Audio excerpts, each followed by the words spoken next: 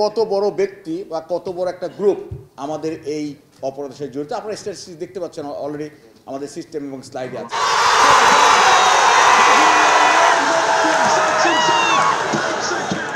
চার ছক্কার ধুন্ধুমার ব্যাটিং চলছে টি-20 বিশ্বকাপে।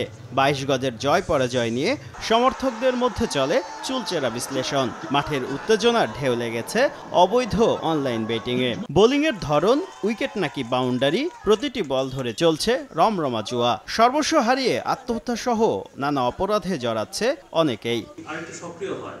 বৃহস্পতিবার তেজগাঁওয়ে টেলিযোগাযোগ অধিদপ্তরের মতবিনিময় সভায় national telecommunication monitoring centre NTMC জানায়, ফেসবুক ও টেলিগ্রাম মিলিয়ে এই মুহূর্তে দেশে 575টি বেটিং সাইট সক্রিয় রয়েছে। এসব সাইটে যুক্ত আছেন 51 লাখের বেশি মানুষ। অনলাইন জুয়ার সঙ্গে যুক্ত সরকারের গুরুত্বপূর্ণ কয়েকটি ওয়েবসাইটও। আমরা বন্ধ করতে পারি অনেক জিনিসই, কিন্তু আসলে কিছু অপরাধীকে কিন্তু আসলে শিক্ষা দেওয়ার প্রয়োজন। জুয়ার সাইটের মতো অনলাইনে সক্রিয় 1624টি পর্ন ওয়েবসাইট। এসব সাইটে তরুণ তরুণী সহ যুক্ত আছে প্রায় 32 লাখ মানুষ।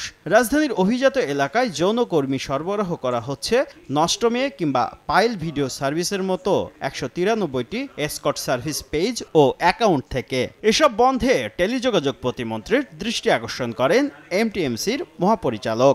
অ্যাকাউন্ট নেম স্যার, নষ্ট মেয়ে স্যার, এটা হইতে পারে কোনো জায়গায় বাংলাদেশে। যারা এই সকল ব্যবসার সাথে জড়িত তারা হয় যদি মনেই করে যে আইন শৃঙ্খলা বাহিনী বা গোয়েন্দা সংস্থা ধরতে পারবে না, এটা তাদের একটা ভ্রান্ত ধারণা। এবার যদি এই কাজ করে তাহলে অবশ্যই তাদের গ্রেপ্তার করা হবে। জবাবে প্রতিমন্ত্রী জানান, এক্ষেত্রে জিরো টলারেন্স নীতি অনুসরণ করা হবে। বন্ধ করা হবে গণমাধ্যমে জুয়ার বিজ্ঞাপন প্রচার।